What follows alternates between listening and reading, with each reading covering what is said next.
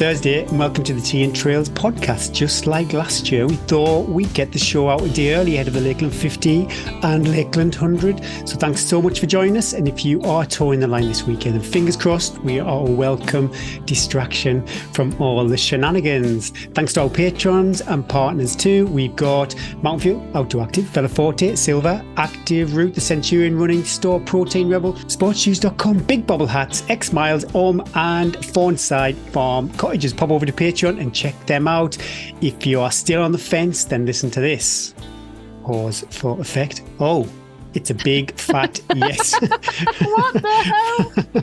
Oh, it's a big fat yes from me. Trench, Protein Rebel, Centurion Running Store, Sports Shoes, need I go on? So appreciated. And for the cost of a cuppa a month, value right there. 2 exclamation marks. Not my words. Those are the words of the lovely Susan Chambers. Susan is crushing it over on Patreon. And I'll see Susan at the start line of the Lakeland 100 along with her partner, Jamie. And also X Miles reached out just to say thanks to all of our listeners who have been using their discount code. So yeah, that was lovely. Finally, pop over to Summit Crazy if you would like some awesome Tea and Trails merch. That was probably the most amount of intro admin. There was a Tea and Trails buff on the top of the podium at the race I did at the weekend. Oh, and it wasn't me. Goodness. That is amazing. Isn't it? How cool is that? Well, yeah, I was talking to the Summit Crazy people actually. That it's just wild when we see people out and about with hoodies on and buffs. And she said, yeah, I still get goosebumps when she sees somebody in a Summit Crazy t-shirt. So yeah, that is wonderful. Bryn just does this. I'm signaling my head getting bigger. But come on, cut me some slack. Episode 32. This week we chat with David Parrish. David Parrish, winner of the Cape Wrath Ultra. What a treat. Anyone not sure about doing something mega like Cape Wrath, throwing themselves into a big challenge, take a listen. What a guy. Reassuring, like confident, but reassuring. And shows that there's not one way to approach a race. Often, Gary, I hope you took this on board, it's all about the admin, not about the gels. Very calm, wasn't he too? Very calm. I've been busy sweating up and down a mountain. Yeah. Gary is in the midst of taper madness. Is he mad or is he as cool as a cucumber? Let's find out. How you feeling, buddy? Well, I'm very busy at work, so I'm not really thinking about the race yet. Do you know how many people say to me, Gary talks about work? What is this work that he does? And I say, I don't know. I don't know what my husband does. Like these men, they just go off and earn money. What does he do? Yeah. But you don't need to share it. Yeah. No, that's very boring. It's very boring.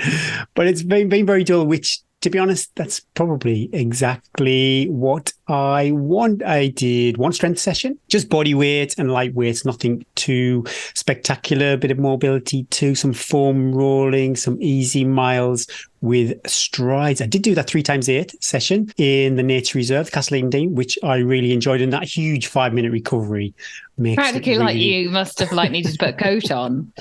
It was great, yeah. And, because sometimes I've done these efforts and I've either underfueled, so I've never really got my heart rate into that zone 4. I've not had enough in the tank. But yeah, I did fuel correctly. And with a 5 minutes recovery, that was super easy. It was high risk. I was thinking as I was doing it, because sort of the nature reserve, it's not really technical trail, but you're going down some quite steep descents. And I thought, I don't want to twist an ankle like the week before the Lakeland 100. So it was high risk, but did it and we got away with it and I felt strong. I ordered some because Rena McGregor's influenced me. Oh, she's influenced the world, I think. Who hasn't sucked a boiled sweet or bought some peanut M&Ms? I bought some boiled sweets too from the lakes. I'm such a sad case. But yeah, I bought some of the cherry active that she mentioned. So I'll be giving that a go. I went back to episode whatever it was. It's really strange listening back to the podcast with us on it. It's a real kind of bizarre experience. But yeah, listen back. Yeah, got some of the cherry active. So hopefully that will help.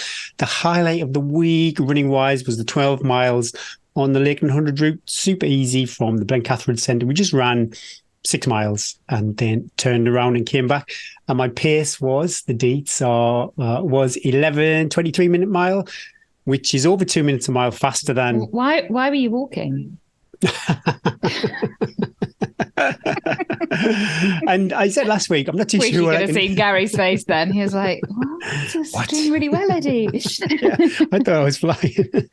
But I said last week, I'm not too sure what I can take away from this. It was only an 18-mile run last week. It was an 18-mile run last week. But what I can take away, see, if I did that run and my pace was 15-minute mile, and then it's a big red flag that any hopes for a sub 24-hour Lakeland 100 were not on the cards. So fingers crossed, that is a good sign. No coffee.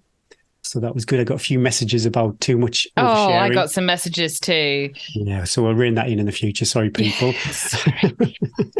I saw Sabrina Vijay. She was out on the course too. Pretty sure she's doing the 100, maybe the 50, but I think she's doing the 100 this year. And I wondered, was she doing the same recce as that we were doing? And if she was, I thought, well, if it's good enough for Sabrina, it's good enough for me too. No running Sunday, which was nice. Now we have rest days. It's great. I love this taper time. No running, but I did do quite a lot of walking, recs.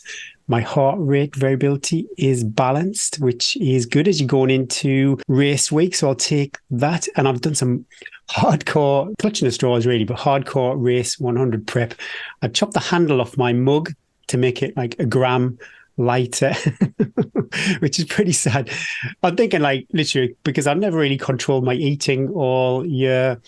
So I'm trying to trim the fat off my kit as opposed to trim the fat off my... And I re-waterproofed my jacket out of this packet of that... What's it called? Nicky Wax? That brand? Yeah, Nick Wax. Not Nicky Wax. Yes. Nicky Wax. Anyway, yes, I've re-waterproofed my jacket. I thought, well, why not give that a go? Yeah. Yes. So I've done that. And that, that is me for the week. I think, okay.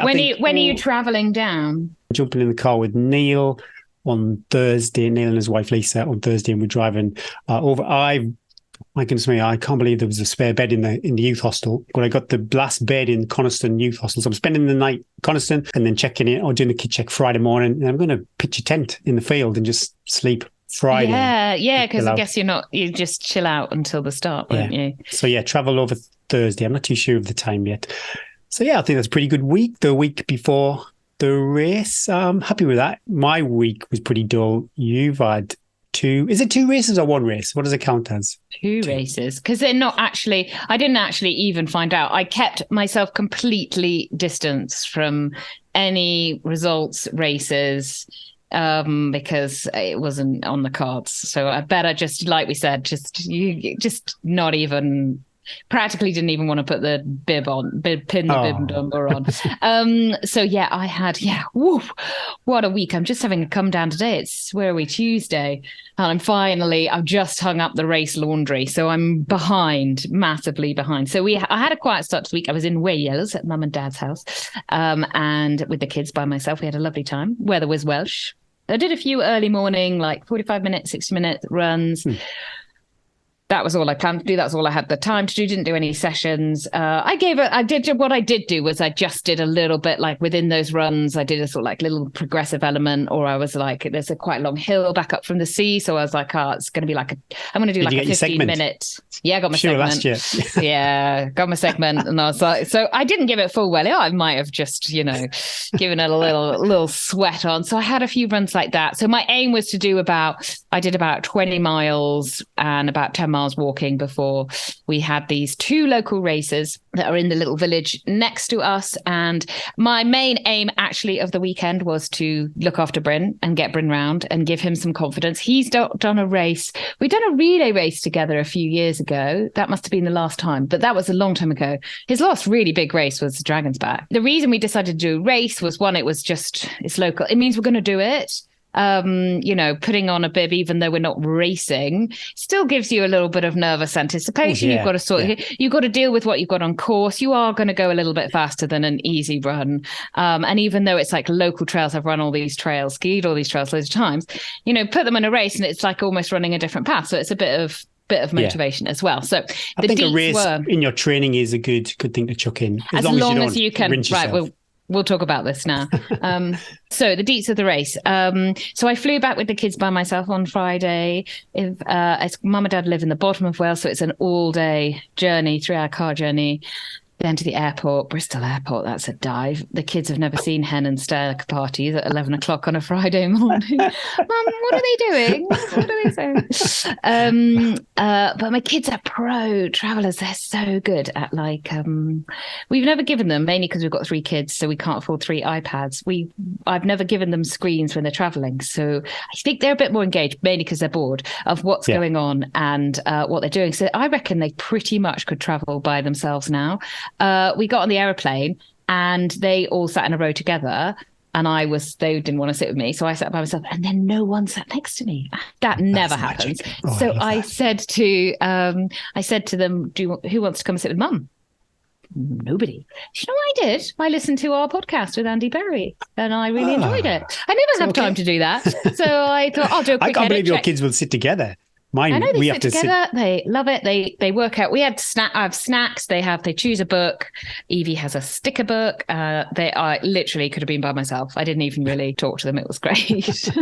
I treated myself. I bought a Tatler magazine. I don't think I've ever read Tatler magazine because I wanted to read. It was all about the British tennis players. So I thought, well, that'd be quite interesting. Why it's not on my roster, that one. No, it's not normally on my roster, but I did enjoy finding out so-and-so's wedding and their country manor. So yeah, we travelled back, but we didn't get home. Then we were going to drive up the mountain, so we didn't get home till like 8 o'clock at night, travel weary, and immediately we got home, started mixing up tailwind to leave the next morning and sorting the logistics of the kids. Luckily we had Jason and Kim Cavill who were house sitting for us, and Kim was going to do the same as us. She's training for UTMB, so she was going to so our first race was called Défi de Montchéri, which is like the challenge basically, and it was you had 4 hours and you did as many ups to the top of Montchéri as you could, and then you got the telecabin back down again, and I'm not sure the exact I think it's a mile at 366 meters. It's basically up what is the red ski piece down,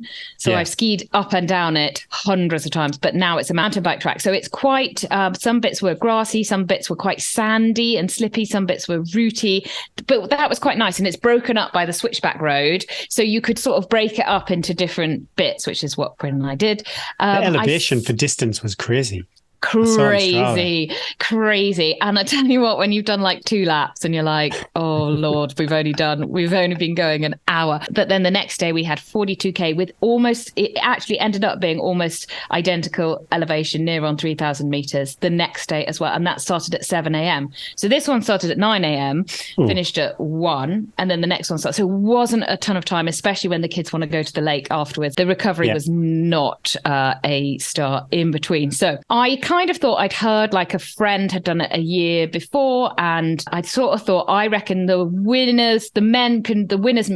men will do 9 laps, the winning women will do 8 laps. So I thought between 6 and 7 would be a good we want it to be a little bit of an effort. We want to tire ourselves out basically for the next day. That was the point. But we also was really mindful of not getting too hot and recreating the South Downs Way on the slopes of Leger Trail. So we set off quite near, and what's interesting, we set off quite near the back. There were about 100 people, so it's very small. And that was a little bit to our detriment in that it's very narrow. So we were kind of waiting at the top. And then also Bryn was like, we're going to queue for the telecabin to come back down. And there's only one telecabin, like every kind of, maybe like 45 seconds. So if you miss that one, you kind of lost a minute by just standing there. So we probably Bryn, I let Bryn leave. Actually, I didn't let him. We started and I thought it was behind me, and then I suddenly saw him ahead of me, so I had to catch him up. So we definitely gave beans to the first one, and then we sort of settled down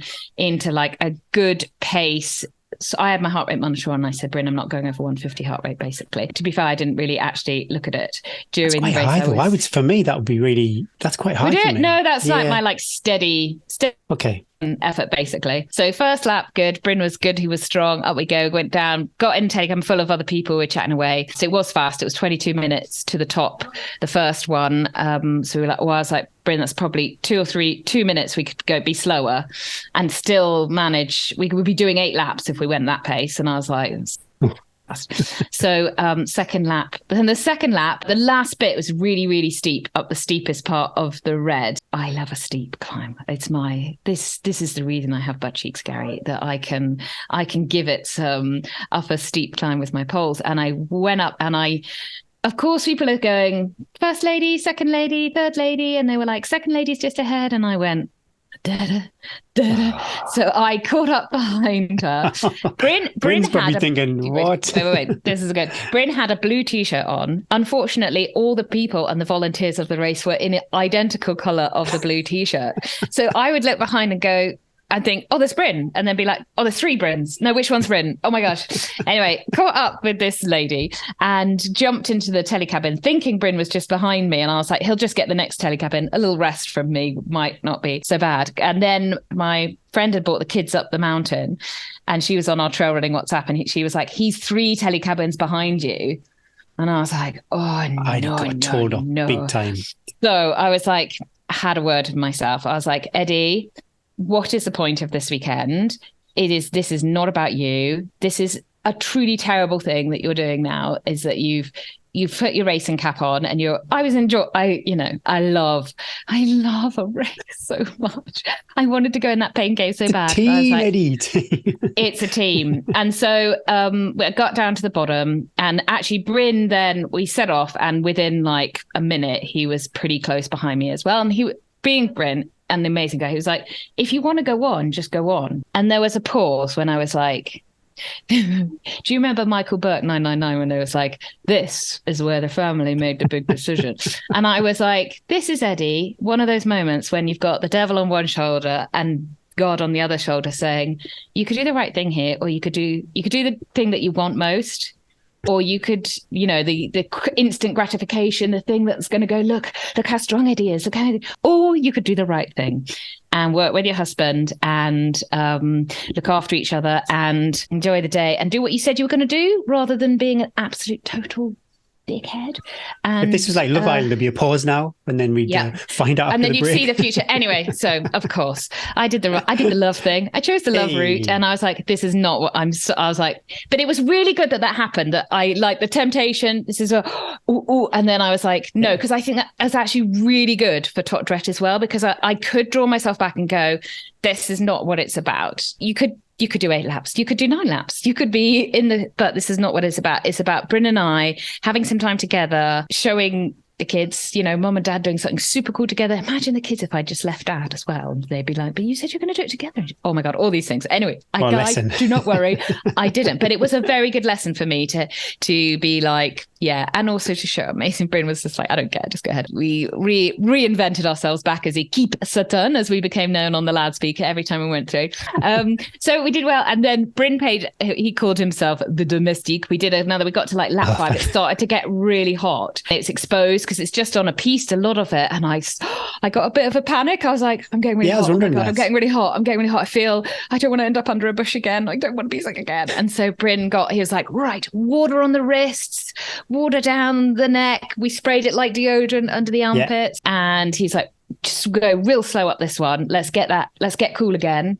And we'll go again. So he has his uses, good old Bryn. That was really great. That was like, yes, what a team. Kids were at the top, so we saw them at the top. Finley was in charge of Velo Forte, shot gels, water, replacing electrolyte. Evie was in charge of colouring books. Rory had a football. Just sounds like a magical day on the trails. So we did 7 laps really quite comfortably. We still had 25 minutes to go. We could have done an 8, but it would have mean putting that heart rate up, like literally would have had to go into the red to do an 8. So we were quite happy to stop at the top. The guy at the top was funny because he's like, you haven't stopped once. I've got all this food. You've paid for your entry. Come on, let's go for it. What do you want?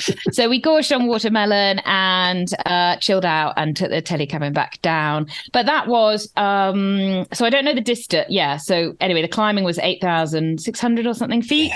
In 3 hours 35, I think it was, when we stopped. Kids came down and it was hot by then. And so we went home. Kim did really well too. She did 7 laps too. So next day, much bigger race. This is a big local trail race. I reckon a good 300, 400 people in it at the start. technical, some really technical downhills, some long uphills, lots going on. Very hard when you've done something the day before to stand on. If anyone's done any of these like local trail races over in France, they are fast and furious from the off. They take no prisoners, especially some of the descending as well. And so I've never started right at the back of a race before either. So we started not quite at the back, but very near the back. And it was really nice to not have to go out at a 169 heart rate and to kind of like, well, we're just going to build into this race, see how we felt. We both actually felt fine by handling it like that. Sometimes you have to go out quick to get your position on the trail. We were then in a bouchon. We were then in a traffic jam. It narrowed up once it went off the road. It then went into a very narrow trail, and we were kind of waiting. But it is what it is, isn't it? If you're, and it didn't matter to us. It was all just about running on tired legs, seeing how the fueling went, and stuff like that. So we ticked along quite. Bryn was amazing. We got going quite quickly. We were going really well. The first descent was a track, which was great. My core felt tired. So note to self, I need to do more core work because it had obviously worked quite hard the next day, the previous day. We could sort of see, it was amazing because all of my mates that I train with, they were all doing it too. So as it came out, like opened up into the meadow, I could see them all at different points, like, with the pink shorts, with the yellow top going up the trail. That was lovely. It was such a lovely moment. And then on our WhatsApp group, my friend that was watching was like giving me updates of like where they were and stuff on the live tracker. So that was fun. Some big climbs in that day. It did start getting hot as well, but we just managed it. I let Bryn lead up the climbs. I just tapped up behind him. The descents, I led the descents. So the first couple, this is another big learning I need to work on. Quite often when you come off coals, it might be the same in some of the Lake District's descents. The first bit's really technical and then it sort of opens out. And when you've been climbing for like 20, 30, 40, 50 minutes to then find your descending legs, I really struggled the first two descent. Bryn was like, I'm a quicker descender normally than Bryn, and Bryn was behind me and I could hear people like behind me. I'm not the fastest, but I'm not normally the slowest. I can normally just about hold my own. I'd lost the ability. And I think, again, I need to work on my core. I couldn't get my feet to move fast enough, stepping down when you need to like quick feet. I was like, come on. However, once I got into it, once I was like 3 or 4 hours into it, whether everybody else slowed down, and I think it was a bit of both, that people slowed down coming down them, I was able to keep up with the guys, hold my own. And then I'd look back and Bryn would be a good 400 meters behind me, and I was like, okay, good. I can rate to myself with how far behind Bryn is. I need off the descent. I wonder if I'd ever get it, no matter how much I did it. I always think I'm quite a slow descender, and I just wonder. Yeah, I just think there's just more and more practice. But I do think as well, the tired legs, like that was what was really hard. And I kept trying to say to Bryn, you can't compare yourself to the people in this race because of what you did the day before. It's just it's so taken the edge off the legs, and especially on things like really steep ups and the really steep downs when you need the muscle. You just felt that like deep hip quads IT band on the flats, and on like bits of track and stuff. We were still running, and like we're just keeping up in the group that went. If not by the end, we were overtaking people. So we got to about it's a different course. I've done it 2 times before, and they always slightly change the course. You can't really compare it. So we got to a bit where you do a little loop, and it started to get really hot again, but we were keeping the water. Bryn is incredible. He can shove. I gave him a whole load of Protein Rebel maple syrup gels, and every time I looked at him, there was one going in. I was like, so proud. You're so good at this.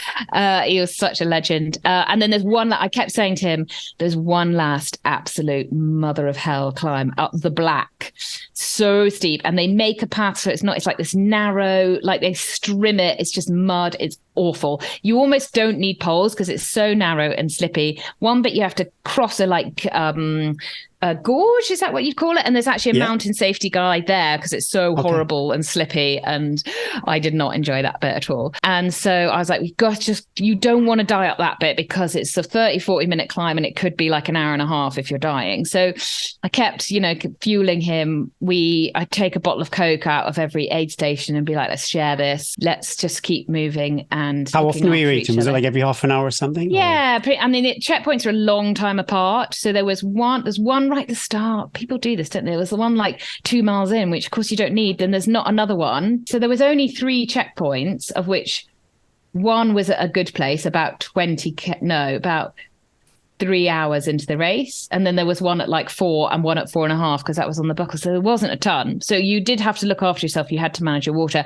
But I learned that from South Downs Way as well, about managing the time in between and taking that extra bottle out to have to rehydrate. And then you use your 2 bottles for the actual bit in between, rather than rehydration if you've gone into the checkpoints a bit dehydrated. So we went up the last climb. Bryn led, was really strong. And then it got really technical. And actually he was doing better over that than me. Again, I need to work on that core strength. It was definitely, I just couldn't get, I was like, feet, come on. Brain and feet were not engaging. And then the last bit of the black, Bryn started to question his life choices, and it was hot, and there was like, but we were still overtaking people, but he was definitely starting to feel the fatigue of 2 days of like just being out and that exposure and working hard. I'm not surprised. Hot. Yeah, I know. So we got to the top, and I'd done that climb loads on my skis as well. And I also didn't realize we went right to the top of Mont Cali. If you've ever skied around there, I thought it cut across. So I was like, we're almost there. And we're going to cut across. There's an aid station, and we're down. And it didn't. It took us right to the top. And then there's a long, with a bit of technical running, descent down to the other side of the mountain. So there was another like 8K, which I didn't realize. So I sort of went ahead on this climb, and then I got to the top, and I could see, I hoped it was his blue t-shirt behind me. And I just thought, I'm just going to run down this and just see what I got in my legs, how they're feeling, because I wanted to give myself a little bit of like, am I okay? I feel good. How do I feel? So I felt great. I wore some La Sportiva Akashas, which I think are going to be my shoe of choice for the race. James Elson at Centurion had said that's what he wore for Tour de Géant. The trails are rocky. They can be wet. They can be slaty. So you want a really good grip. That is what you want most of all. And because you're doing so much hiking, I wore a cushion shoe when I was hiking the day before. And actually that wasn't the right shoe, because you don't actually get the rebound back because you're not running. You actually want the grip if you're going up steep. So they were great. They were great down the descent. And then I got to the last checkpoint, and I got my race entry full of the food there and waited for Bryn to come in, and he was tired and hot. And so it was really good to like go, right, okay, what do we need to do?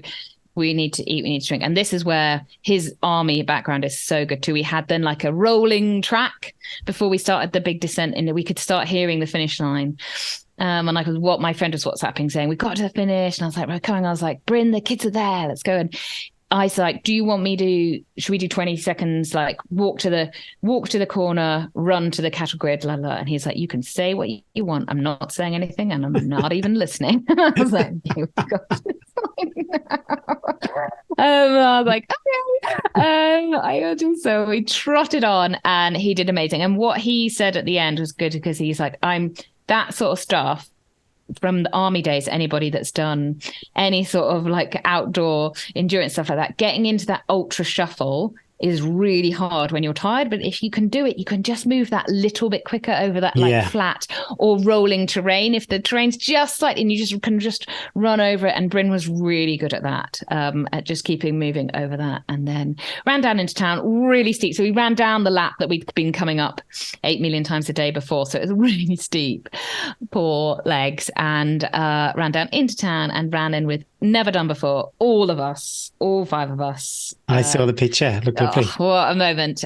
Kids had been great. spent their weekend at a hot finish line and finished. Not the actual deets were about 42K, 2,600. It was almost exactly the same climbing as the day before. It took us how many hours on feet?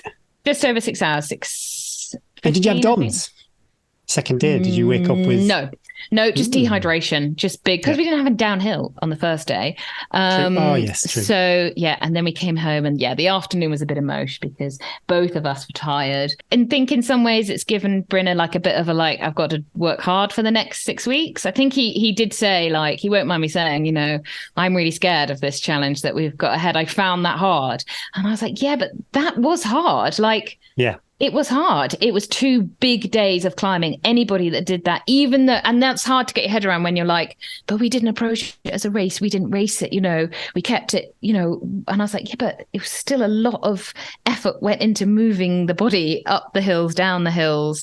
All those hours in elevation. Don't underestimate that. Wow. Don't underestimate it. So I was trying to be, and then he he's like, we could have done better. And I'm like, no, you did perfectly. We've walked away from that tired, but you got up at 6 a.m. the next day, you went to work, you're absolutely fine. We can start running again in a couple of days. Sounds perfect. And I think we learned a lot. I learned a lot about working, as a team, that I can do it. And that I enjoyed it. I loved our time together. Even though we didn't actually... It's local. You haven't had to drive for hours to do it. I know. We wouldn't have been able to do it. So blessed. #blessed. I'm going to write him. I'm going to sit down. Bryn gets the back of an envelope training plan every week on a Sunday night. So I'm actually going to sit down and actually go through and write him a paying client plan. And he will do it. He's really good like that. And give him, so that he feels confident that he's got that strength. Well, he's got the strength. I think actually what is almost a bit more fitness will help, rather than needing to work specifically on an area. Just a little bit more fitness will help, because I was thinking about that too. Fitness just helps you. It enables you to absorb the fuel better, to be able to cope with the heat. If you're actually working less hard for the same pace, you can manage the other bits. It was much easier for me to manage the other bits when I'm not working, when I can actually engage the brain at the same time as well. So ended up being a mega week then of loads of vert. I think it was about 100k and just under 20. I haven't actually looked on Strava. I think it sounds great. 2 super big days, 8 weeks out. I think it's perfect.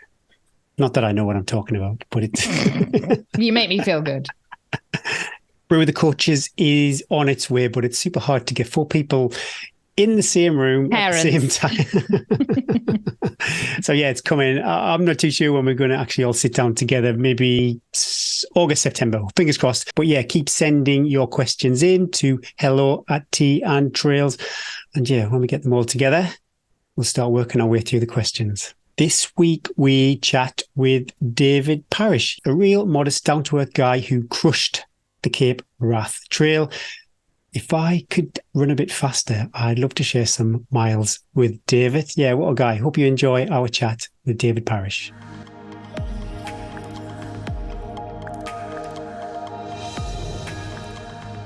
Just under 200 runners toward the line, 88 finished the race, and this week's guest took the win at the 2023 Cape Wrath Ultra. Welcome to the Tea and Trails podcast, David Parrish. Thank you so much for having me on.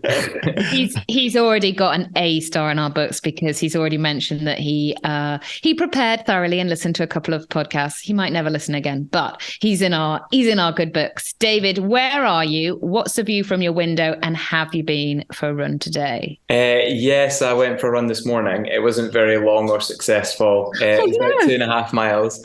The view from my window is the River Kelvin. So I'm at my girlfriend's house in Glasgow, but I live in Dumfries. And then going down the road with our dog today. I'm scared to ask, why wasn't it successful? What the success? The run. I woke up late and I'd like to done to more than 2.5, but there we are. I love that you did 2.5, because if I wouldn't bother going out for less than 5. I'd be like, bin that off. How are you feeling post Cape Wrath? How's the body been? How's recovery? I'm starting to get back to feeling more myself. But I found different pains to what I'm used to, because I'd never done an ultra before. I had quite a lot of what I'd call stiffness in the night. So there's a bathroom on the landing, and getting up in the middle of the night to get to that, I was 4 points of contact. I think now, it wasn't so much the muscles, it was everything else. It was the joints. It was general tiredness and fatigue, but it came back pretty quickly. Because you've been sleeping on the ground as well, so it's not like every night you've been able to have a hot shower and sleep in a nice bed. Your poor spine has taken a battering as well, being pretty close. And you were almost too buzzed to sleep as well. I couldn't, even though I was getting to bed in good time every night, and I couldn't fault that. I just couldn't really get the sleep required. And of course, people are getting up and starting early with the Cape Wrath. They're they're there and they're nervous, so they're rustling around from about 5 a.m. onwards. And even though you can have maybe slightly more in your bed, you never quite get it. Were you like, shut up? I'm winning this race. I need my sleep. I had to be quite sympathetic because some people had extremely long days. Like they would come in because you had a cut off of 10 p.m. every night. They would come in maybe, and you hear them, don't you, coming in, and you're like, oh, you're only just and then they get up the next day, and like you're like ships in the night. And I couldn't imagine being on my feet for so long. I think that's an incredible achievement to be able to do that. And then when you run past them in the next day and they're so kind to you and like encouraging, and you're like, no, other way, it's coming the other way, this love. Yeah, there's almost this like atmosphere of utopia where nobody seems to get down about anything or complain, despite the fact that they must be, being a lot of pain. Well, you haven't had Gary do one of these events yet. I'm thinking he'll bring the vibe right down. Could we rewind a bit before we get too much into Cape Wrath Ultra? I'd love to know a bit about you, David, and your background as a runner. Yeah, you mentioned you've never done an ultra before, so I'm super interested. And we can't find anything. Gary is the number one stalker for guests, and he can find anything. And he's like, I can't find much deets on this guy. So no, I don't. Probably not much of a well-known runner, although I've been running for quite a few years. I started late, so I'm 32 now, but I think I probably started running when I was about 17. Didn't really know what I was doing. I wasn't part of an athletics club at that point. Was just running with a water bottle and like headphones and there was like this 5 mile route where I stopped a number of times, and then that developed where I didn't stop, and then I started like timing myself with the clock on the wall in the hall, and then I got a stopwatch, and then I got a proper pair of running shoes, and then like after a year or so of this and getting slightly faster, I joined like a local running group, which I'm still part of today, the Dumfries Running Club, who are just lovely. Yeah, so and I did improve a little bit. I got quite into my fell running, and then I joined the Marines. So I gained. Was that part of the fitness journey? Were you starting to running thinking I need to be fit to get in? No, it wasn't. It came much later. Okay. I joined at 21. I think that was I just was hankering for an adventure. Of course, like the Marines is super fitness focused, and the cardio wasn't so much of an issue for me, but I was quite light at the time and I struggled with dealing with weight on my back. So I gained a lot of weight. I gained almost 15 kilograms over a period of 8 months. Wow.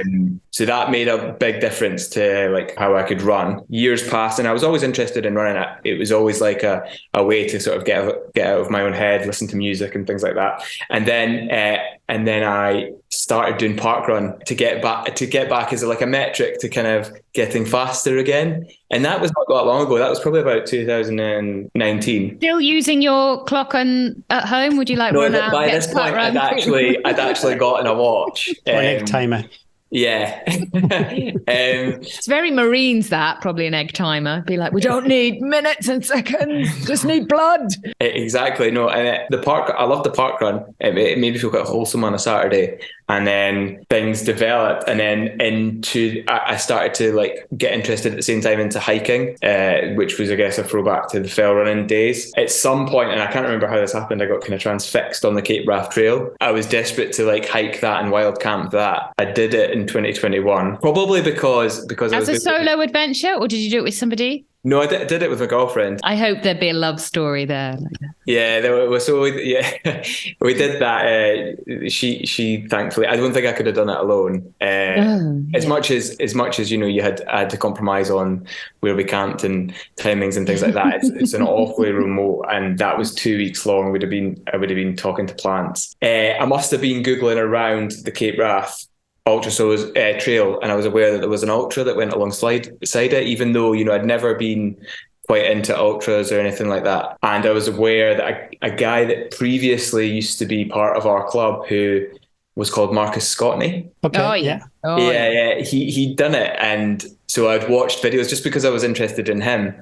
And he used to actually run in Dumfries. I think he's now down south. Is that a culture with Dumfries? I know my running club people like the trails, but not the distance of the Cape Wrath. There's there's another club nearby called Hartfell Running Club, and there are a few people within the club, I could name their names, who are really good in it.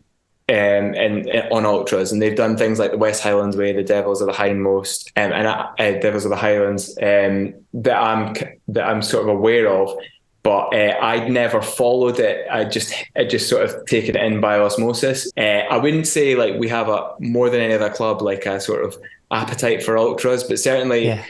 When I was on the Cape Wrath Ultra, people were messaging from the club that, I didn't know knew me, and just being like, following your progress. And now the club are like, this is obviously like, they're all like, we'll sign up for that. David's never done an ultra. It can't be that tricky. Exactly. I think a few people would be keen. I love that. So you clicked enter. And then, so that was 2022, I guess. You clicked enter for this year. Yeah, it was. Yes, it was towards the end of that year, I think. And then, how did you go about like preparing yourself? You ticked a lot of boxes with your military background. So I wasn't super massive on the mileage. I did. I was doing lots of Munro bagging. For people who don't know, Munros are like mountains in Scotland that are over 3,000 feet. And my dog is called Munro, so we go out together and just pause. What sort of dog do you have? He's a English Springer Spaniel. Called Munro. This is dreamy. Called Munro, Do you let Munro on the sofa? I let Munro on. There's no boundaries, but unfortunately, someone else has set some boundaries. So okay, no more. We don't need to chat about that anymore. But we can still be friends. It will be clear after. You'll understand why I ask a bit later on. Okay, sorry. Yes. So you were Munro bagging. Yeah, and that was pretty much it. I mean, I tried to, and I did always intend to sort of build up the miles. I think maybe I was doing 50 miles a week at this point. In 2022 as well, last year, I was doing a lot of speed work. I had a coach who just does it. He's a guy called Ian Lippin who lives locally, and he just does it for people that are interested. Really nice, really selfless person. He's mega keen on getting people faster on the road. So I was doing all this, and then at the weekends I was going up north and bagging these Munros with my dog. And I think a combination of the two were kind of getting me to about 50 miles a week. And I just think probably the best preparation I had was the terrain. I'm so used to that terrain being from Scotland and everything just being wet constantly that really did help. I mean, it's especially like when I think about it towards the end of when we were on like day 7 or 8, there was a Spanish guy who came second, and I was quite friendly with him. And another American guy as well called John. I remember going past them on day 2, and they didn't really know where to put their feet on the bog. But by like day 7, they were just unbelievable. Got it. Yeah. So it was kind of like I think had they come back next year, they would have probably walked it ahead of me. But yeah, I think like the terrain probably was the one bit of training I got a lot of. Maybe not I never maybe had the miles in my legs like other people, but that was definitely something. It's like all these super long ultras moving comfortably. Yeah. With giving the least energy expenditure is the absolute key. To any of these like super long, like the spine or like this is like, you just got to learn to move fluid over that terrain. And that specific work is actually, that pays dividends to anything else that you can do really. Just to hear again, I think Jack Scott wasn't doing huge miles every week. Yeah. And again, you just reinforce that you don't have to be doing 25 hours or 80, 90-mile weeks. Love the way you say all this, Gary. And if you live under 20 hours, you're like, it was a terrible week. I've done nothing. Yeah. No, I think I could be better if I did more miles, but I'm not sure it agrees with my body every time I try and like mildly implementing or slowly implementing these extra sessions. Something like starts to go awry. So definitely I just stick to what I know. You've also been in such a physical job. You've got a massive volume of suffering within your body as well, but also your body has paid its due as well. So you have to look after it too, don't you? Probably, carrying weight, and that's done, you've done your miles almost, haven't you? So you have to sort of carry that now. All that good stuff is given you. You also have to look after it in the same frame, don't you? 100%. And I think this is something that ultra runners are probably well aware of, and not being one myself, I can't speak to it that well. But what we did have to do in Marines quite a lot was do exercise when you were tired or anything. Yeah. So you get into a similar mindset where you wake up, say day 5, and you're like, if I were at home right now, no way would I dream of going on a run, because my legs are gone.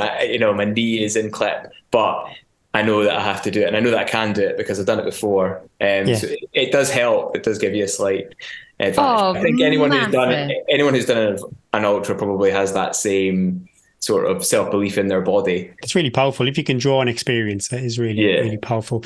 What was your goals going in? I have been doing a bit of stalking. Power of 10, I think you've got a 16:21 5k PB and a very low 34-minute 10k PB, if I'm right. So you are smoking fast on the short to middle distance.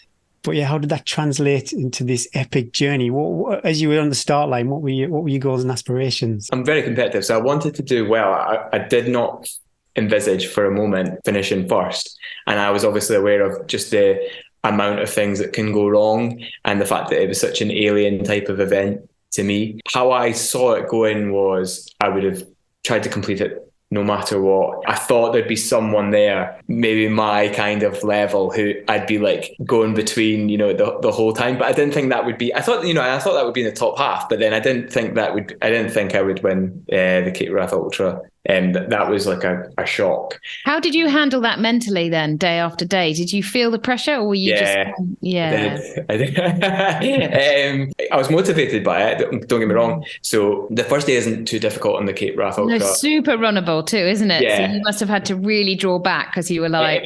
So I was trying to... So we were split into 2 waves, and the most I'd done in a race before that was a half marathon. We're still in a half marathon. You go off and you are giving a bit back, but you wouldn't say you're going at talking pace. Yeah. But in an ultra, you obviously can have a bit of chat with your fellow competitors, and a few guys went to the front of the pack, and they were maybe doing like 8-minute mile pace or maybe slightly above that, maybe like 8:30, and they sort of welcomed me in, and they were just having a full-blown conversation for about 5 or 6 miles, which is a completely novel experience to me, and just, completely composed, able to talk, no like red face or anything like that. But because when you're doing a park run or when you're doing a 10k, you're just blitzing it from the start. And so I didn't really know. And what happened was you're on road for 6 miles or so, and then you break into a trail, and the trail undulates, but it does not really go to any great height. And as there was a hill, they would walk. So I decided I'm just going to leave them, because I don't really trust that. I don't think I can be on my feet for this long. I think I'm better maybe just trying to go at my own pace. I went ahead of them, and I realised I was at the front of wave 2, but I didn't know what had gone on with wave 1. And so it was again a shock when I came in, and it was the fastest time of the day. Not by much. I think it was only by 30 seconds. But at that point, because it was Glenfinnan, which is one of the only places on the whole Cape Wrath where you can get phone signal. A lot of my friends, it was quite touching, even though it was abusive. They'd seen the results, and they were like, all these memes about me blowing up and being naive and things. And I was just determined to not let that. But yeah, as the days went on, certainly day 2 and day 3. I really did think people were just going to catch up, and that was just, I really thought that, 20 miles on day 1 when you're fresh, and I guess you're slightly naive like I was, you can maybe go to the front of the pack. But like day 2, especially when we go through Knoydart, which is one of the most remote and rough country, the whole of the UK, people would come past, the more experienced people would come past. But actually what is quite evident is that everyone's going through the struggle, and so as long as you can just apply yourself for every single moment of the race and go to just above your comfort level, but not push it too hard, you can maintain and with the others in the pack. Did you use a heart rate? I always use that as a metric of effort when I'm running. How did you gauge your effort on the days? It was more like a perceived effort type of thing. So I disabled heart rate because of to keep the battery life on my GPS going for longer. I guess it was more like just above my kind of comfort level, so just outside of my comfort zone for running. And when I was going up hills, perhaps I was dipping higher than I should have into a state where I was maybe struggling a little bit with my muscles, etc. But I was feeling the pressure, like I say, of people coming past me, being chased that whole time. You're just thinking, what's that other person doing? I bet they're feeling strong. I'm really curious of this because of all the staggered times. People start at different times. Yeah. You've all got different accumulation of time. Did you feel like you were in a race? Psychologically, I'm never going to be experiencing that in Dragon's Back race. That's not my goals for that event. But I'm just really curious how mentally it all plays out, because somebody will go past you, but they may not be competitive. But in your head, you still don't want someone to go past you. No, exactly, 100%. Firstly, you probably will, because what will happen is Aurea will have this like live results list, and you'll see the person and you'll recognize their number, and every day you'll be like, I'm racing that person. So you definitely will be racing. And they always end up like passing you the same time of day as well. So you know, they caught me early. Damn it. Or I've got number 117 earlier. That's they're the walking. thing. I'll take them down.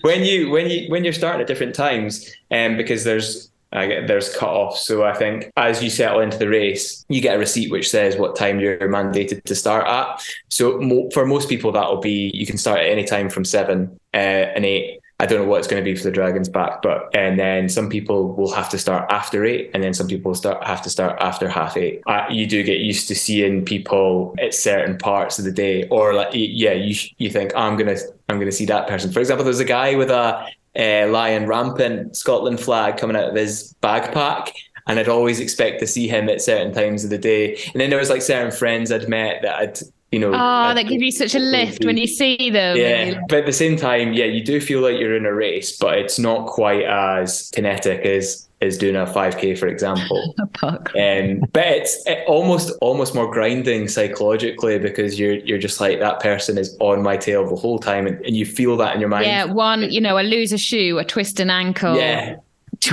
Holding it the game's together. over. Game's over. Can we talk a little bit about tent life? What was your sort of idea about what tent life was going to be like? And did you like have tent mates before, because you can sort of choose you're going to share tent, or was it just a random group of 7 smelly men? Yeah. I was probably the smelly man. I was in a tent with some Australian guys. They were mostly Australian, so they're 8-man tents. And there was 2 guys from Australia they're both called Anthony, and they were pretty much walking most of the whole thing. So when I was talking about those people coming in from at 10 and getting up at 7, those were the guys. I loved it. We had a really understanding tent. They were mega considerate. We used to get the map out in the middle of the tent in the evening and talk about the route, because I'd actually walked it before. I was able to like say what was coming. You were the oracle. Great. I was a fountain of knowledge. They were giving me ultra tips, and I was giving them sort of route tips. But yeah, no, it was great. It was a whole, the whole experience was, even like from the volunteers probably set this atmosphere. It was like a utopian sense of positivity. People were just so encouraging. I've never seen anything like it. Every morning and just before the race, because the volunteers there are, most of them are not paid. They're camping it. And it's 8 days. It's a long time. And the midges were biblical. So they just had to stand there. You could hide in your tent, but the people on the tea and serving the tea, or in the food tent, the catering tent, they just had to sit and strong it out with these blood-sucking midges. So I love the tent life, to be honest with you. I've got to ask you one bit about tent life. Are you going to ask, Gary? Are you going to ask? Yeah. You don't have to answer this, and we can edit this out, David. But I heard a good tactic for tent life is you go in with a bottle to hydrate, and then an empty bottle to stop you, say, wandering around at night if you need to go to the toilet. I didn't adopt that strategy. Perhaps my tent mates would have preferred if I did, because I've got quite a weak bladder. But no, I just got up in the night, sometimes a couple of times, because I was trying to take on all this water. But yeah, David invalidated it. He had been all over that bottle, but it's he's a classy guy, Gary. He's a classy guy. Could you share a little bit about your camp admin? Now we know we have an ex-Marine in our midst. Can you give perhaps people anything that really worked well in your admin of like coming in, sorting your kit? Did you have a checklist? What was your sort of like running order? It wasn't so much a checklist, but definitely something. It's very easy when you come in from a long run to just, as soon as you get in the tent. Well, when we come in from a long run on a normal day training, don't we? Well, I do. I just like lie around, exactly. have a bit of protein, and my husband's always like, "Will you go and have a shower?" And I'm like, "This is the best bit, the sort of lying around."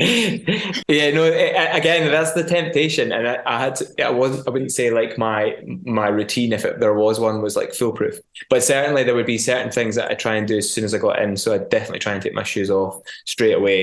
Air my feet out because they'd be wet and cramped and crinkled and all that. I'd try and kind of get into like a comfortable pair of clothes and then head to the nearest like cold water and take a little dip. I'm not mega brave with cold water, so I wasn't always like doing a full body dip, but I'd at least try and get my legs in there, and I think that really benefited. A lot of people did that. And then shortly after that, I'd go and have chips, which is a staple of the Aurea event itinerary, and so chips, loads of salt, and a bit of soup, and that would be me. And I'd sit up and I'd maybe try and elevate my legs if there was space to do so. So they have these bean bags set up with chairs that you can elevate your legs on, and so that was more or less my routine. I'm visualizing sunny camp. When I see pictures on Dragon's Back race and on the Cape Wrath website, it's sunny. People are in the river, chilling out, getting clean. What was the reality during the race? Totally was that. It was all right. Astounding weather. Yeah. I mean, I'm saying this and people might be like, I'll do the Cape Wrath next year because it's going to be great weather. But no, it won't be. I just are really lucky. We had a couple of like moments of bad weather. One on day 7, which was bad. And I think the start of another day was quite wet. But apart from that, it was pretty sunny, but quite still. So because it was still, again, like I mentioned, the midges and people should not underestimate how uncomfortable they can be, because that was quite a hindrance. But now we had great weather, and the year before I think I actually got quite close to a guy who didn't finish the year before but happily finished this year, and the attrition on him, because of course once you're wet and then they were bringing it into the tent, it wasn't as if it seemed like the rain would never stop, and it was very difficult to get dry in any way, because you're sharing a tent with 8 people and they're bringing in water, and very uncomfortable very quickly if the weather's bad, I think. Did you have any moment throughout the whole 8 days when you thought, I can't do this, this is beating me? No, not really. I had a moment on the day 7 where my knee was starting to, I thought, get really bad. So I just had a mild like knee strain pain thing. I don't know exactly what it was. I set off to run on day 7, and by this point I was quite happy because I was getting into it. Everyone was really friendly and encouraging, and I started running and I was like, oh, that's really bad. And I was struggling to actually run, but it did eventually kind of loosen off. But I think in terms of like my lowest moment, that was probably it, because I did think it would be so heartbreaking if I lost this now because of some like I couldn't actually think of an event that had caused it. It was just a kind of overuse injury, so it would have been quite cruel on me had it taken it away. Is there like an on-site medical team? I'm just thinking, if somebody's thinking about entering this race, what kind of infrastructure they're going to have at their disposal? Yeah, can you lean on some medics? Yeah, 100%. There's like a group of just lovely people in a med tent, and they'll deal with any woe that you have. They can. So like I've not got any medical background, but I think quite a typical injury is like anterior tibialis. Is that essentially just at the bottom of your shin by your foot, some tendonitis there. For that, they were kind of taping people up or giving them stretches that they should do, and I went to see them about their knee. So they do. I was going to say, did you tell the medics or did you sort of hide? No, it was when it was growing up. I wasn't really wanting to go in, so it was kind of bubbling up. Yeah, side story to this, I completely was inappropriate on the footwear side of things. So you can bring 2 pairs of shoes, and I brought the same shoe, which was this sort of minimalist Innovate Talon racing shoe. And so by day you were four, like, just a pair of Hokas. It's all I want. Is yeah, something with a cushion. it was just every footstep you could just feel it just reverberate up your spine. And so that's I think probably what caused the knee pain. But thankfully, like one of the selfless fellow runners called Ian gave me a pair of his shoes to use for the rest of the. Yeah. Oh yeah. So he was. It was Talons, but just like an ultra pair. So they had more in, and it was beautiful. Yeah, I can't remember where I was going with that, but yeah, basically the med tent people were just so good with everyone there. I mean, they did what they can to keep you in the race. And they were triaging people as well. You know, if you just had foot problems like blisters and stuff like that, they had a sort of part for you. But anyone with like, no, I think you need to have a look at this. They went, you know. Oh no! Don't turn right. Don't come back. No, it wasn't anything like that. They did their best to keep people in, and I think they left the decision in people's hands for most of it. They were just like, look, you can do. This is what I'm giving you, but it's your choice. And certainly with my knee, they just strapped me up and just said, "Go on, crack on." Oh yeah, they were like, David, come on, out you go. Physically, when you turn up to camp and you've got to go through the whole kit check process, you've got your day bag, you've got your big 20-kilo bag, and all of your kit. Yeah, I'm completely selfish. I'm asking for myself. What does that look like? So you have these. I think one of the only specific mandatory bits of kit is this Ortlieb 20. Is it a 90-liter dry bag?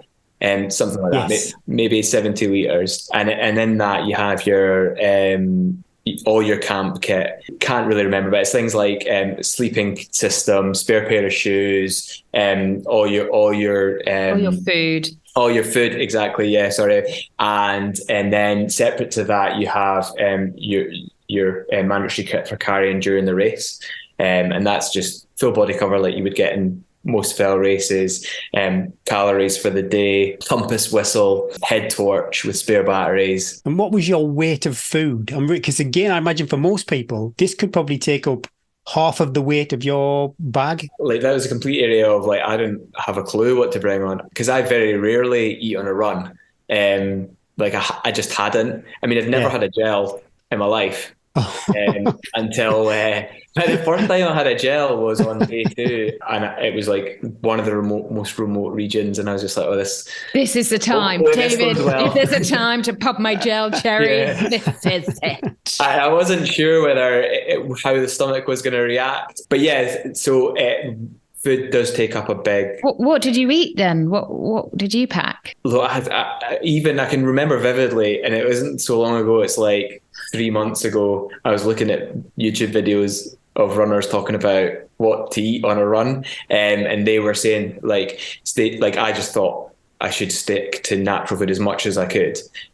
So I brought things like a soreen malt loaf, pork pies. Obviously, like I couldn't have pork pies into like day 8 because they would have passed their sell-by date, and you would have issues with refrigeration, etc. But like, thankfully, the first 3 days I had like a pork pie to look forward to, and then I went for some synthetic stuff. So like, well, I wouldn't call it synthetic, but Velaforte bars, which were the next rung down, and then like naked bars, and then low, desperate. Yeah, and then again, further down I need something now and I do not have any saliva to chew anything, was the goo gels. Oh, those, I would need to be probably pretty tough someone's to get down a goo gel. I'd have to be lying on the ground and someone actually put that in my mouth, a goo gel. Really? Do you not like them? No, their texture, David, is... I found them quite Moorish, but again, maybe it was because, again, I haven't had one since. It was just when I was in the lowest point. Sort of headspace. You were like, this is incredible. It's a bit like the first taste you have when you really want a Chinese takeaway compared to the last one when you're like, I shouldn't have done that. I shouldn't have done that. We talked a bit about your lowest point. Have you got the highest of the highest point? Can you remember that during the race? I think coming in some of the days was just a really nice. I think to specific days. So like the second last day, I'm trying not to give like the last day, which because we're gonna go on to that. It's obvious that was a happy day, but like there were some moments that like I didn't realize were happy, but looking back are really nice memories. Like there was a guy called Sam Hill who came third. And on day 3, I think, which was a really long day, but lovely day. So some of the most beautiful parts of Scotland. So we were running together for like the last little bit, descending off this hill. That's a really happy memory. And then coming into camp and everyone was, so supportive. And some of them that weren't working had come up the trail so they could see you and clap you in and and it was just a nice experience. And there was a lot of days like that. Yeah. And maybe the end of day 7 as well, because I think when I had completed that day knowing that the next day was only 16 miles. I can't believe I'm saying only 16 miles, but in the context of the whole thing, that's not a lot. I was just like, I'm definitely going to complete this now, even if I have to like crawl on a fingernail to the lighthouse. So that was probably like crossing the line on the 7th day, probably the happiest I felt on the whole thing. And what is that last day like? Eddie and I chatted before we jumped on the mic. Is it still a race, or is it almost like the Tour de France, the last day of the Tour de France when everyone's drinking champagne? That for the Cape Wrath, it's like 4 miles on the road, and then it's across the Sandwood Bay beach, and then it's another 8 miles across quite sort of undulating terrain to the lighthouse. And you start off, unlike the other days where they stagger it based on, so you kind of all finish together, because that's such a short day. They actually have the people that are in the lead at the time starting at the start. So that was myself and Joe, and then they stagger people based on their times behind that. So I actually got caught very quickly on the last day by second place, but he sort of just stayed with me. I mean, he could have gone past, because at that point my knee was ready to like fall off, but he just kind of stayed, and we ran together to the end. So we weren't racing, but I think had we been closer in terms of times, there's only so much you can make up over 16 miles. He may have raced, but I think he thought it was a bit unbecoming, so just sort of. It's 2 hours, wasn't it? I think the gap was 2 hours. So yeah, I think so. Yeah, so I think he thought, I can't make that up. And in your head, you were like, don't show pain. It's all good. It was difficult, but yeah, he was really good. And he had his GoPro out and he was filming us, and because I hadn't up to that point taken many photos. So, and I wonder on the flip side of that, as the week goes on, then these people who are chasing the cutoffs, they start last. I don't know if you know this. Mm-hmm. But was there anybody close to being timed out because they had to start day 8 after all of you guys? I don't know exactly, but I think my impression of it is, because I think there was something like 5 they were staying till at the lighthouse, so 5 p.m. And it was 60 miles, and I think the last people were setting off by 9. So they had about 8 hours to cover 16 miles. So I don't think anyone could have timed out in day 5 without like something going very amiss. But certainly day 7, there were some people who did the full, because there's the Explorer as well, right? So there's like the Cape Wrath Ultra full, and then there's the Explorer for people who choose that, either they pick up an injury or they miss a cutoff, or which is like, say, checkpoint 1 to the end or checkpoint 2 to the end of each day. And the logistics they run for that to accommodate these people is brilliant, because they can still stay in the race. They've trained so hard to do this, and then they can still stay in the race. But anyway, day 7, I think people must have been like, oh, I hope I don't time out now. Yeah, that would have been pretty hard to stomach. You cross the finish line. You're a few weeks post Cape Wrath Ultra now. I don't know which one of these I should ask first. Would you do it again? Yeah, I would. Yeah, 100%. I love that part of the world, and I'd love to do it again. But I think next year what I'll do is I'll volunteer instead. Oh, stop it. The shining star.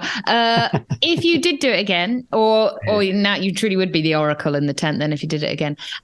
What or would you do anything differently? I don't know. I don't think I'd do it as well if I did it again, because I think part of my like naive nature sort of benefited me, because I didn't know what was coming. Absolutely. I don't understand how people do these mega events again, because I think, if I knew what was coming, I'd never do that. Playing on your mind, yeah. Should take a different set of shoes, David. Sorry, you're right.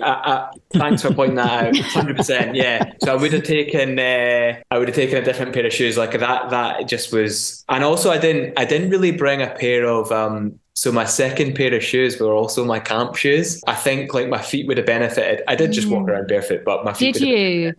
Did you not get bitten then by the midges? But by that point, I mean, You couldn't feel anything. You I didn't just care. sort of gave up. It just sort of. I did the same when I did the spine. I forgot to take any shoes for like in the checkpoints. Yeah. And I was too embarrassed. So I didn't tell anybody. So I just kept wearing these old socks around. Oh. My feet would be freezing and all wet. And they'd be like, where's your camp shoes? And I'd be like, oh, they're just Yeah, I lost them on the trail. No, that would have been. I mean, we had good weather, and so the ground was dry, and so I could have got away with. But you would have been freezing doing the spine and the my thing. It's very expensive to enter one of these events. Yeah. Would you say that if perhaps people are thinking of entering, that it's value for money? It's worth, it's basically a price of your holiday. Yeah, it is. It is very expensive. Yeah, I would, but it's a circular economy. So if you can volunteer beforehand, then you get credits. I'm not specifically sure how that works, but a lot of people who do the Cape Wrath Ultra, they've gained their knowledge because the year before they volunteered. And again, you can use your volunteering tokens for other races that they have, like the Dragon's Back, for example. So, but it is value for money. Like you're very, very well looked after, and the amount of like logistics it goes. As someone who's walked it as well, I know that it's very difficult to reach the ins and the outs. Yeah. Some of them I can't imagine the infrastructure to move all of that up the country in what is not the most accessible parts of the country. It just boggles my mind. So I've never done it. I've seen a bit of the spine race, and again, what goes on to just make everybody safe and it all work well. Yes, it is expensive, but I think it's good. I don't think anybody's getting rich out of it. No, definitely not. They just.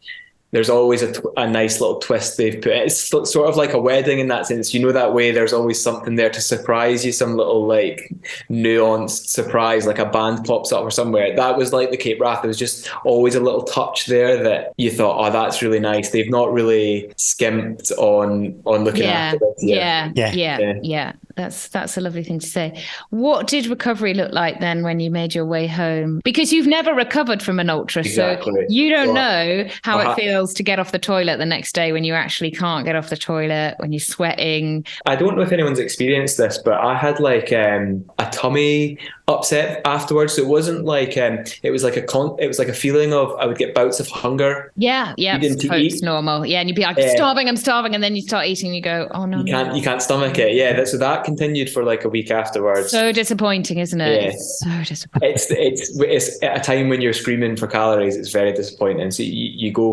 through bouts of like extreme hunger to like can't stomach anything. That was what I noticed. And like I mentioned, I had some like legacy kind of. Probably because I never did the recovery very well. So people were saying like take time off, take like 2 weeks off, and I wouldn't say I didn't listen to them, but I probably didn't listen to them. And I just went out with the dog like not long afterwards, because your muscles kind of recover quite soon, I would say. Oh yeah, it's not the muscles. It's the other part of your body. Yeah. I really get it right. Because we're what now, like a month and a half afterwards? No, in fact, we're coming up for 2 months afterwards, and only now am I starting to feel kind of better. I don't think you realise how fatigued you are either until you start to feel better, and then you go, oh yeah, I've been feeling actually. Exactly. Yeah. You forget what normal feels like. I always get blown away when I look at some people after the race. I think Damien Hall obviously went over to Barkley. Joe Meek was in Finland. Courtney Dauwalter ran Hard Rock 3 weeks after Western States, and I think, oh my gosh. Yeah, it's wild. Some people's power of recovery. Well, I can't get away with that. So, well, super well done, David. Before we move on to our quick 5 questions, what's in the books for 2023 or even 2024? I'm not too sure what your plans are. Yeah, so the Aurea kindly have extended. I think they've extended a couple of invites to like races, so I'll probably try and do those next year. As for this year, I don't know. I was a local runner, so quite like doing the local races. There's like a duathlon in Dumfries in Galloway called the Hard Rock Challenge, which is like in Dalbeattie Forest. So I'll probably do that. A couple of runs around the local area. I mean, I'd never even heard of Chamonix before. So I have looked at like what other ultra events there are out there. And one that does grab my attention is the spine race. So I don't know if I can sign up for this year, but maybe I might start working towards doing that, because now that I've done multi-day where you get to rest and recover each night, albeit under austere conditions. I'd like to go the full kind of Oh, I thought you were talking about the spine then. I was thinking, oh God, he hasn't read the race details. And you get to rest and recovery tonight. And I was thinking, shall I say anything or should I let this go? That's the level of sort of naivety that you're working with, though. So I forgive you for thinking. No, I love it. You'd be so good at the spine. Yeah. But maybe the Northern Traverse first, because then I can see you at the start line. And are you doing that next year? Yeah, baby. Yeah. And I'll race you all the way. So I'm not shy of being competitive. When is it? April. Okay. Right. Awesome. Yeah, bring it on, Dave. Get your tokens in, get the entry on. I think that'll be awesome. I'll see you at Robin Hood's Bay. That'd be good. Yeah, Gary's taking me back to the airport. He doesn't know that yet. I'll do that. Don't worry about that. I did have something else to say. I forgot now. No, I suppose what I was going to say, I just think it's awesome that you will do that and then you're not afraid to go and rock up at a duathlon. I just love that variety. I hear that quite often with our guests. Okay. Quick 5. What we got as usual. I've popped in and it's okay. We'll do them all. Quick 7. Okay. We love you, David. We'll keep you here a bit longer. 5 minutes left. That's right. Favorite ice cream flavor? Oh, I like the sorbets, and it would have to be like a mango. I think mango sorbet. The kids had like this bubblegum ice cream yesterday, and even them, a 9-year-old, he couldn't finish it. It was like, Mum. Is that bright blue? Bright blue. Yeah. I saw the guy helping it and I said, doing it, I was like, I can't be the mum that goes, oh, no, stop. No, too much blue. Well, I'm interested in what this one's going to be. How do you like your spuds? Mashed, chipped, crisps or boiled? Roasted. That wasn't an option though, was it? It was an option. No. It's your answer. Can I say that? Yeah, roast is best. Well, it was one of those things, though. It comes around at Christmas, and you're like, "Why do I not have these more often?" You should. Do you only have roast potatoes at Christmas? Do you not have maybe why it's my favourite choice, because it just there's a lot of admin involved in a roast potato to do it right. And I'm not often got goose fat in my kitchen cupboards. You need an air fryer, and then it's just straight in. 15 minutes, done. Oh, I'm always interested in what this answer is going to be. Guilty TV pleasure. I'm looking for something on Netflix, David. What can you recommend? That's guilty. Probably like dating ones. I mean, I don't watch them very often, but when I do, I find them like Married at First Sight, or First Dates, or something. I just quite like a show like that. Yes, it would be those. Is that guilty? I don't know. Maybe it's yes, not, but... that's guilty and embarrassing. Both those two things together. How many times in the morning do you hit the snooze button? Yeah, like this morning with your 2.5 mile run. Shame on you, Marine. So I don't like a snooze button, but like Jade does. So and I find it quite frustrating because you're like, just get up. Loads of alarms. Exactly. No, but it's this. You've got that time you intend to get up. And then they set it like an hour before. It's like, why would you do that? You're just upset in your sleep. And they just snooze and snooze and snooze and snooze and snooze. I'm not one of those people, but what I will do is I'll set myself unrealistic targets. So I'll be like, I'm going to get up at 6:30 tomorrow for a run. And then that maybe turns into 7. But I didn't do that with that intention. It just kind of laziness took hold in the morning. It's so hard. That's 6:30. 6:30 is all right. Anything before that, you have to really want it. Especially in the winter when it's tough. It's tough. Very difficult. Okay, what's your favourite board game? Monopoly. That's it? No, Scrabble. It's definitely Scrabble. We had to play Pictionary last night, which I've not played for years, and I remembered why I hadn't played it for years because I fucking hate it. Yeah, it's so controversial. Everyone gets so angry. My mum was shouting, my dad was shouting, kids were crying. I don't think there's a game other than Snakes and Ladders, a board game that doesn't get people frustrated, because maybe Snakes and Ladders just because it's just so much luck. And also it harks back to your childhood, doesn't it? Because as soon as you get it out, all comes back about throwing stuff of violence, everything. Yeah, it all comes to now. But yeah, Scrabble's quite civilized. I can't imagine getting shouted at Scrabble. You always get the words that are questionable. And like, what's the golden source of words? Is it the dictionary or Google? Or, yeah. Well, I think you partly answered this, but yeah, let's get again. Is your dog allowed on the bed? He's allowed on my bed, but I'm trying to. Again, I'm a first-time dog owner, so I've probably not got things right. And the fact that he can do what he wants means that he really thinks that he can do what he wants. Yeah. So I think it should be a treat, but that's not the reality. The reality is he's always sitting on my bed. Oh, he's allowed to do whatever he wants. He's your pal. We've never asked this one before, but do you listen to music or podcasts or both when training? I listen to music. I've always listened to music. Yeah, I sometimes feel lost on a run if I'm not listening to music, and I know that's not healthy.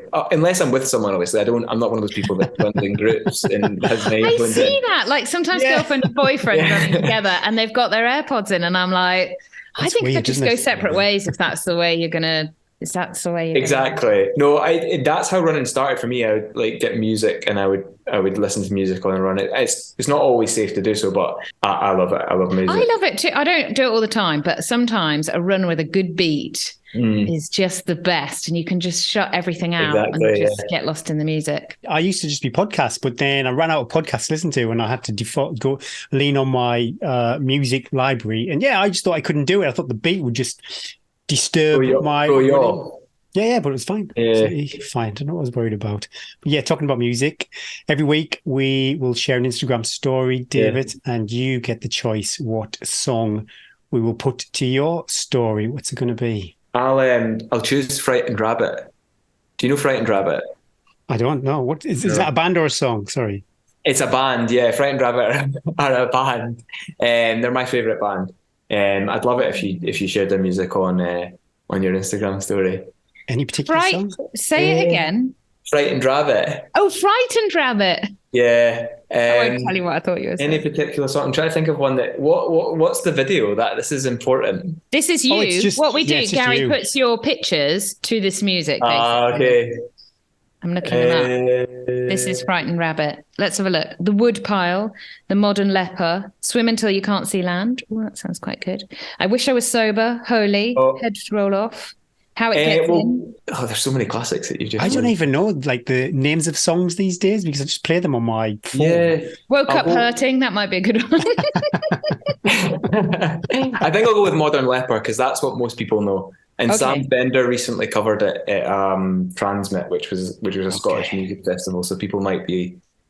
Is it a Scottish band? Yeah. Okay. Gary hates it when I do this because he gets all worried about copyright. Oh, it's a long intro. Where are we going with this?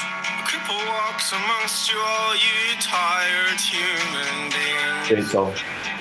I love it. Oh, I'm going to add that to my Spotify. Glad that didn't start with a swear word. It's always Eddie in a potty mouth. Dragon start. Well, it's been a treat, David. Thanks for your time tonight.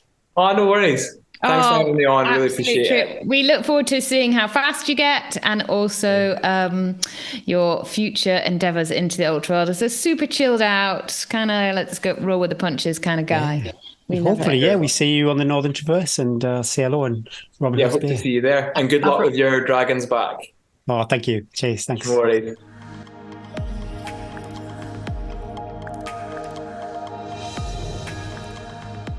Ooh, looking forward to the Silver Northern Traverse now. Me and David will share at least 20 seconds on that trail at the start line until he skips off into the distance. Let's just see. I'd like to say, he might go over the Lake District part and I'll catch him up on the flat section, but sadly, my 5K is a few minutes he's slower pretty quick. than him, but really excited to see how he prepares for that. Not a non-stop event heading into a bit of sleep deprivation and no midgies. So winning. Thanks so much for David for coming on the podcast.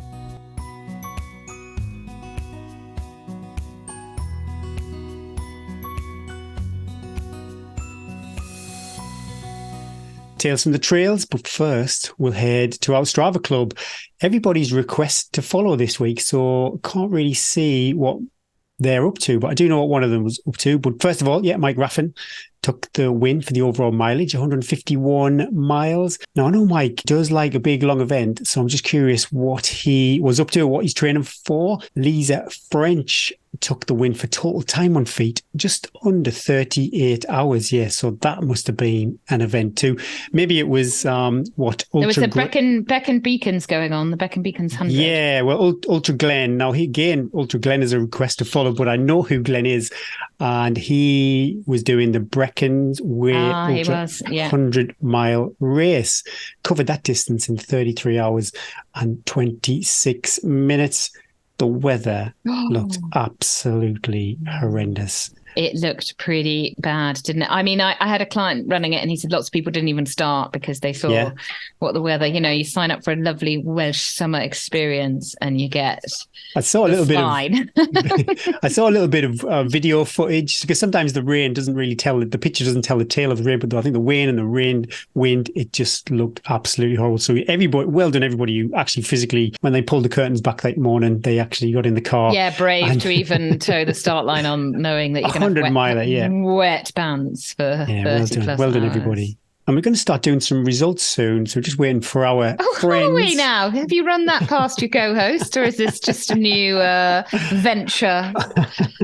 Well, I thought our friends who support the show, the guys over Ultra Trails, we used to read results. I enjoyed reading results, and so maybe we will. But maybe we should ask for people to send in their results. Well, it does, yes. If they don't send them in, then I can't read them out. But what I do need to say is the guys over Ultra Trails, their Yorkshire Wolds Ultra opens for entries on the 1st of August, and that's a 50k circular route with 3,700 feet of vert. I absolutely love a looped route. So yeah, if you check out episode 28, you can check out what Grant has got to say, and you can find out more about Ultra Trails. Yeah, it's great to say also that teas are an optional extra, so that's allowed them to reduce the entry fee to I think about £42, which is good. And you're going to love this, Eddie.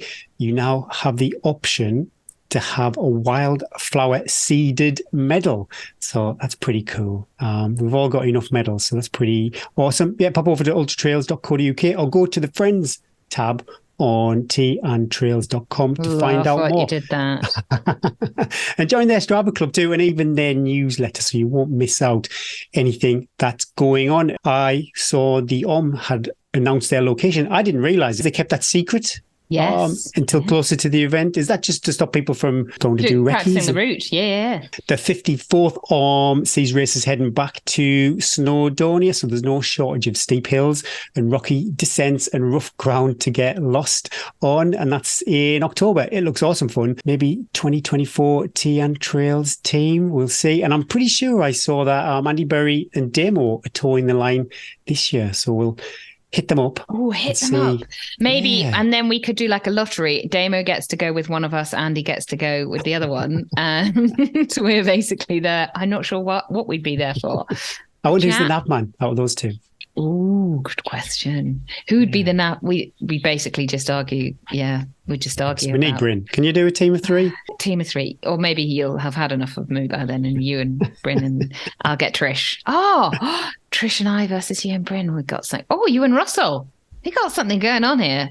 Yeah, we could do something. Yeah, maybe you see us two on the line for 2024. That'll be super exciting. We've got a Tales from the Trails from Jonathan Sink, our friend. I was pacing my friend on the South Downs Way 100 a couple of weekends ago. Somehow I found myself doing a 53k stint because of a variety of reasons, but I was happy to help Daniela on what could be the second of her slam events. She wasn't in a good place stomach-wise, and the night was long and hard, but the sunrise brought fresh hope, and we were hiking fast and well. After reaching the infamous trig point and then the unpleasant descent down to the final road section of the course, our sense of humour came back. During that last 30 minutes or so, we came up with a little list that we titled Stupid Ways to DNF 100 in the Last 3K. Here we go. Tripping over in the very last bit of trail as you transition to the road section. Seriously, just walk those rocks. You're not an elite. If you've ever done the South Downs Way, Gary, it tips down this really steep gully. There's often trees down. Your legs are fried, but you've got to go down about 1,000 meters, like a kilometre basically worth of really quite technical trail before then you hit the road, and it's a run in on the road to the finish. Getting knocked over, then you have to cross the road. Getting knocked over crossing the road because you want to save a few seconds in the hours you've been out. Use a crossing, wait for the green man. The ultra shuffle won't save you. I would argue with you the ultra shuffle will save you many times, Jonathan, if you can dial it in. Stopping when your watch hits 100 miles, even though you have 2k to go. ago. The RD lied to me isn't an excuse. Just walk to the finish. Chasing down another runner to gain one place when you have no legs and you ate the last of your fuel. Placing means everything after 28 hours. No, it doesn't. I don't know. I always love a last ditch attempt to move up the leaderboard. I definitely do this. Taking the steeplechase part of the track finish, bonus points for the water jump being empty, showing off to the crowd isn't big or clever. We didn't do any of these. And safe to say, the possible slam is still on. It is, because since then, Daniela has gone on to do Wendover Woods 100 as well. Now you better just sign up to North Downs Way 100. Then I'll be there at Alton 100 to help you collect that big buckle. Well done, Daniela, and well done, Jonathan, on excellent crewing. Yeah. Often when you sign up for crewing and you end up doing a big old stint, don't you? Because the person won't let you go sometimes as well. It's a high stress job. And it's hard to leave someone as well if you know you can stay with them when they're in a bit of a tricky place as well. So thanks for sharing those last few miles with us.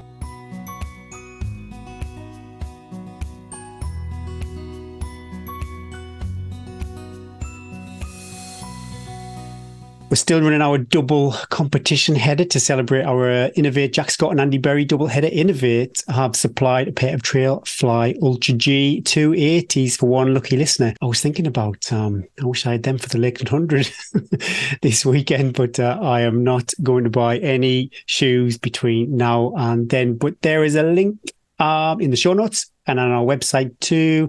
And on the website, click on the competition button and that will take you to the Innovate page. And do what you need to do over there. But for the rest of July, so you've still got a few days to do this. We have a Patreon only giveaway. Like we've said before, you're the people that make this all possible. So Eddie and I and the brands that support us would like to say a big thanks. Also, we know some listeners aren't on Facebook. So it's just a way of supporting those people who keep missing out. Nice and simple, this one. All you need to do is be a paid up member of Patreon. The end of July, jump over to Patreon if you're not already a member and check it out. Yeah, like I say, a few days left, 12 o'clock on July the 31st. He'll spin the wheel and I'll be in my bikini and high heels next to you. Spin the wheel, spin the wheel. That could send YouTube through the roof, that one, Gary. We will break the internet. What a thought. Gary, you know you're going to feel the love this weekend at Lakeland 100 with Gary super fans. They're going to be out in force. Gary, love you, Gary. I'm going to be a snood dealer. I'm taking some snoods over. People have been DMing me. I love the idea of the snood. Just chucking them out in the crowd. Here's Emma Run Summit. She's a big Gary fan too. Best podcast ever. I absolutely love Gary and Eddie and the podcast of great banter and amazing guests, useful advice and inspiring stories. What more could you want? Even though I dislike tea, coffee all the way. Oh, Emma, this was going so well. I love the trail, so it's all good. I run solo 99% of the time, so having Gary and Eddie keep me company is ace. Keep up the awesome work. Thank you, Emma, for your great review. Shame about the tea. Oh, that's not even a name, is it? J2 diggity diggity duck duck diggity diggity tie tie. Well, yes, clearly easy to read. That's your Apple podcast handle. But the lovely review is the best company on a solo long run. So happy that I discovered you guys. You are both clearly nuts, but I love sharing my headspace with you on my solo runs. Everyone's doing solo runs. I'm a very slow trail runner. Didn't start until my 40s, but thanks to my wonderful supportive running group led by the Here Runner, I've now signed up for my first marathon, which I will attempt on my actual 50th birthday in Amsterdam. Awesome. That sounds fantastic. So until then, I am depending on you guys to keep chatting on as I plod along on my training routes. I signed up to Patreon too. Oh, thank you very much for that. Just for £3 a month. There's not many things you can buy for £3 these days, so it feels like a bargain to get so many good tips. But most of all, I love the camaraderie. Oh, I love that. I don't think we've had a review that's like spoken about running on your own and having the company as well as eloquently as that. So we love being in your ears, JD diggity diggity die. Right, Gary, we've got Tuesday, Wednesday, Thursday, start again. Maths is not my strong point. Wednesday, Thursday, 3 days left. Do you feel sick? No, I think I said at the beginning of the show, I'm super busy and I'm really stressed out because I've got a lot to do. I'm either going to have a really angry customer or I'm going to be really tired before. Do they I listen to leave. the podcast? Have you I asked don't them?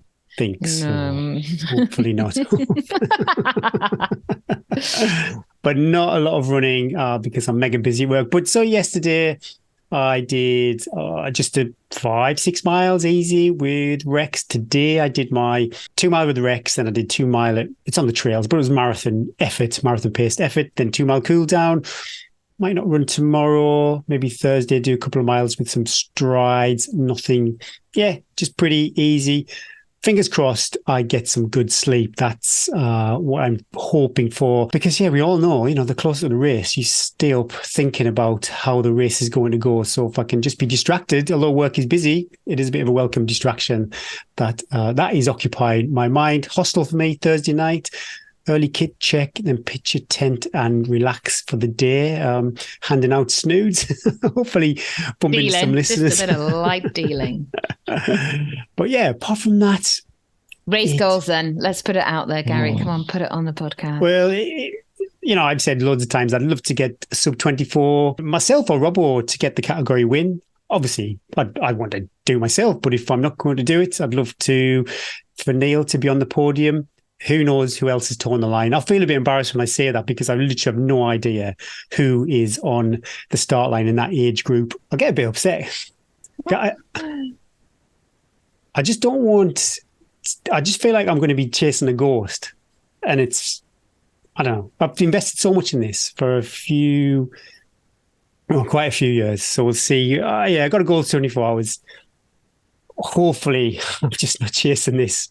Like I say, these ghosts. I'm not too sure what I mean by that, but fingers crossed. What a process you've had though, training for it. So I think it's really important to reflect on that when you do feel like I've put so much into it, but it's given you so much joy, the training and the focus for this and everything. Like if we look back like the last year and you've introduced the gym work, you've introduced like the last few weeks of treadmill work, you've done all these build-up races with Robbo, you've really increased your confidence and everything, just the way you talk about how you've had our successful Bob Graham round, but your confidence on the trail, your confidence in your body as well. So even if then the race doesn't turn out to be what we think we deserve or what perhaps your athletic ability is, as a person, you're like a different person from when we first started the podcast as a runner and on the trails. And thanks, Eddie. So though sometimes we don't get the result that we deserve, the way that you've prepared for it is so admirable. And you've put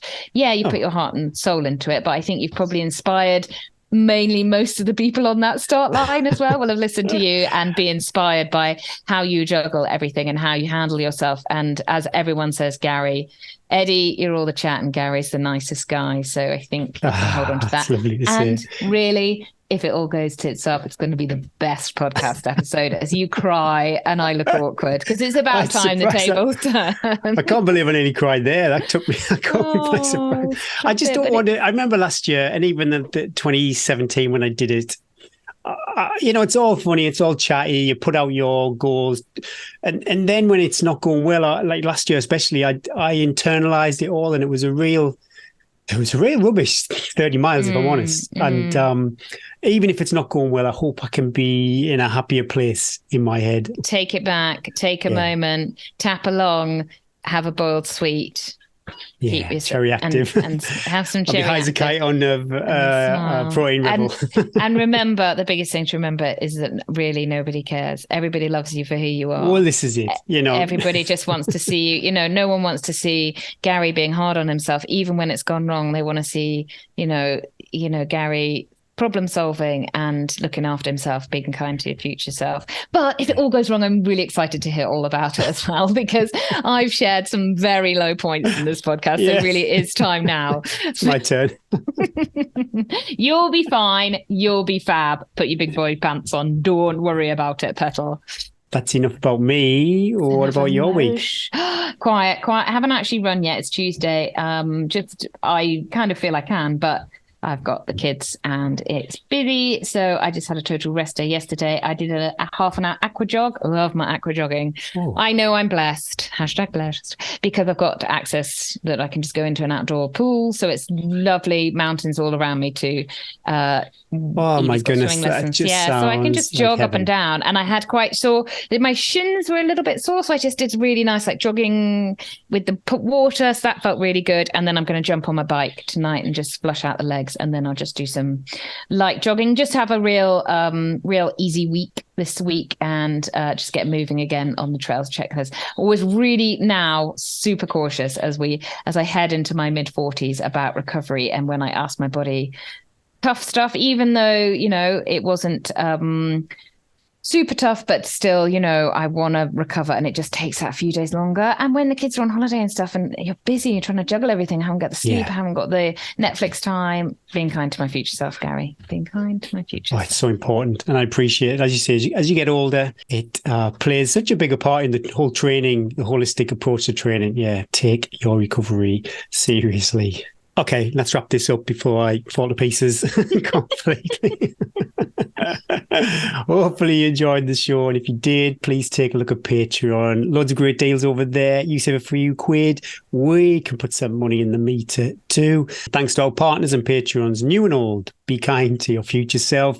Don't forget to like, subscribe, follow, and give us a share. Yeah, tell your mates too.